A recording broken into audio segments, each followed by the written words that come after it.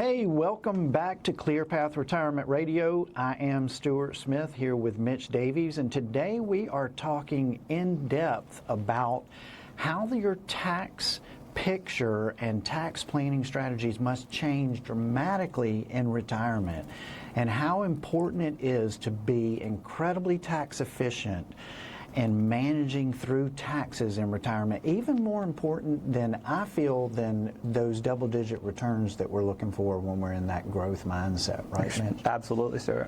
Absolutely. So one of the things I want to, mention again, we talked about in the last segment was looking at more of this big picture. The biggest mistake that we see for folks when they're planning for taxes in retirement is looking at short windows, short segments of the tax picture and not forecasting out long enough and understanding more of what we would refer to as a lifetime tax map. Right? So we build this lifetime tax map for our clients, and what it's going to do is we can look at certain strategies. If you have a ton of money in pre-tax accounts like IRAs and 401ks, maybe a Roth conversion strategy, converting some of that pre-tax money every year over into a Roth account where that money can grow tax-free and you never pay taxes on it again, that typically makes sense for most folks that we work with. And so when we're modeling out those strategies, what you have to do is make sure you're not just modeling that for 5 years. We have to model that out for 25, 30 years of retirement, and to really get our arms around what are the benefits here and how advantageous is this for our clients. And when we do that, you have to take into consideration things like IRMAA. So IRMAA is, basically, let me explain IRMAA in detail. IRMAA is where your Part B premium for Medicare is income-based. This catches a lot of people off guard when they get to Medicare. Your Part B and Part D premiums, when you go to start Medicare, are income-based. Now, if you've worked for at least 10 years in this country and paid into the system for 10 years, more than likely your Part A is not going to be a premium for that. But there is a premium for Part B, and it's income-based. And that income determines what that Part B premium will be. And there's different income thresholds that will push you into paying a higher income on your Part B Medicare premium. So what you have to understand that is, if you are going to execute a Roth conversion strategy, that is any money that you convert, and there is no limit, by the way, on how much money you can convert from an IRA to a Roth IRA. Any money that you convert is considered income in that year. Okay, so the way that the Medicare folks determine what your Part B premium is going to be is they look back 2 years at your tax returns every year. So every year they look back 2 years. So if you're aging into Medicare at age 65, they're going to look at your tax returns from age 63. Now, at age 63, if you exercised a huge Roth conversion and it was all counted as income in that year, that can push your Part B premium up dramatically. So you have to be conscious of those thresholds when you're doing this. Now, does that always mean it's not advantageous to do it, Mitch? Not at all. And this is emphasizing the point of micro versus macro tax planning, getting out of that 1 year at a time, how do I save the most money this year mindset. We've sat down with some people who did a big Roth conversion and weren't, we were like, okay, what's the plan for the back end of retirement with that? And they're like, well, I don't know. We just heard you should do a Roth conversion. We converted $200,000 and weren't even aware of any of the implications, and that's fine. But it's very important to, again, have that, what we like to call that tax map, where we look at the whole picture, because a lot of this stuff is just misunderstood. A lot of people don't even understand that they're paying for Medicare in the first place. I mean, we sit with people all the time and they're like, no, I mean, it's I already paid it, right? Like, it comes out of that Social Security. So if you started Social Security before you started Medicare Part B, which is becoming more and more common, because if you're still working and you say you have Part A, but you're not paying for that Part B yet because you still have an employer health care plan, you might have started Social Security before you got off your employer plan.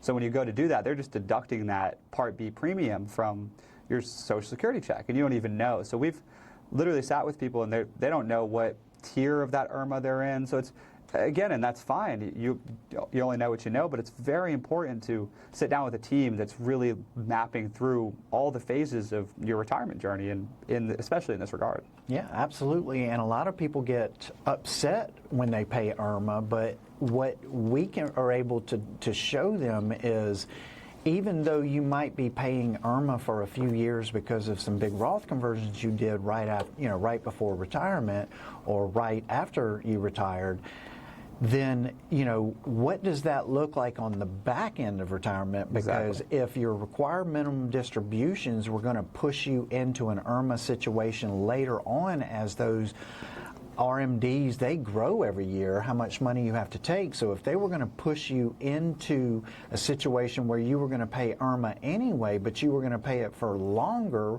without having done the conversions that you did, then maybe even paying those IRMAA charges for a couple years still makes more sense than not doing those Roth conversions. So, it's looking at that big picture. Now, the other thing that we want to talk about here is the tax changes that came through on the One Big Beautiful Bill Act. And a lot of people get confused about this. So, Mitch, they did away with taxes on Social Security, right? I thought that's what the ads were saying. It's gone, right?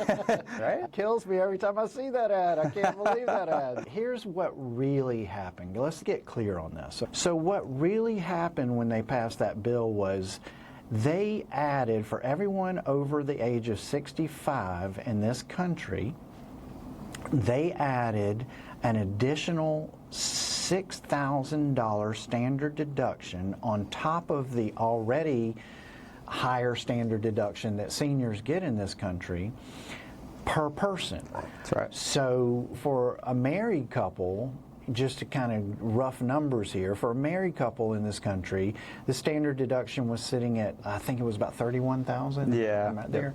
So, and then with the extra little bonus, I think it's about $3,600 that a couple would get for being over 65 for the senior bonus that they talk about.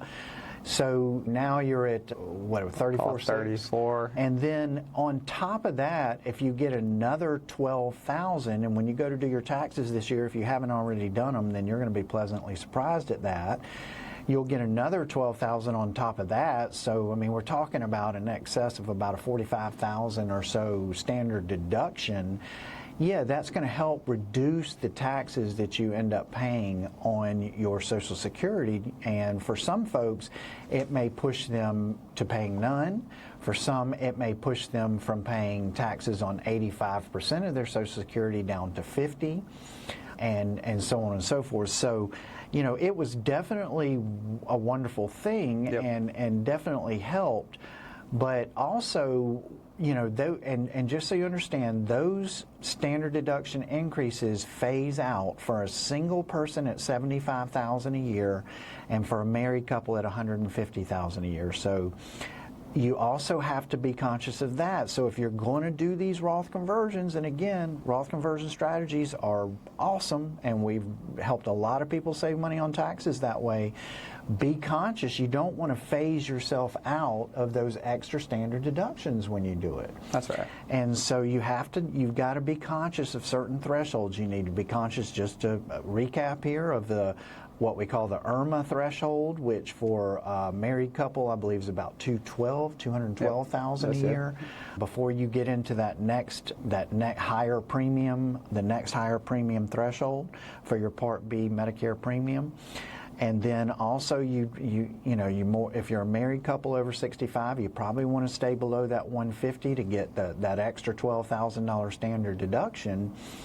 And so just be conscious of all these moving parts, right? There's a lot going on here that you need to be conscious of if you're going to employ some of these strategies. There's so much going on, and that's why it's, again, more important than ever at this phase of life to sit down with a team that can run through these things, because it's kind of this game of juggling all these different thresholds, right? You're trying to maximize on the back end but stay below on the front end, and you got to stay under the threshold for the extra bonus deduction, but you want to make sure you're getting money converted, because guys, the government is smart at getting money. They thought through this stuff. When they keep, now the RMD age for anybody in the next 10, 15 years out is going to be 75. They keep bumping it back. This is on purpose. They figured out a way to get the most money out of people. Yeah. So they know if they keep bumping this back, those tax deferred accounts are going to keep growing. And then people are just going to end up paying that higher Part B premium anyway. Right. So this is, you got to juggle all these different things, all these different thresholds. And it's really hard to just, we see people come in with a simple calculator. They're just like, okay, if I convert this much today, how much is the tax-free going to grow versus the tax-deferred? And there's just too many moving parts for that to work anymore. So much more to it than that. And all of you engineers out there, listen, we love you guys and your spreadsheets, but listen, we live, eat, breathe, and sleep this stuff. We understand all the thresholds, all the moving parts, and that's where we can really help you guys.